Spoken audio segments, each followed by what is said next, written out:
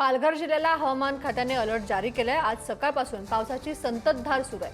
मात्र फक्त 10 मिनिटांच्या पावसात नालासोपाऱ्यातील गालानगर, मजेठिया पार्क, राजनगर, संकेश्वर नगरमधील सखल भागात पाणी साचलंय। आजूबाजूला शाळा असल्यामुळे विद्यार्थी, ज्येष्ठ नागरिकांचेही मोठ्या प्रमाणात हाल होत आहे।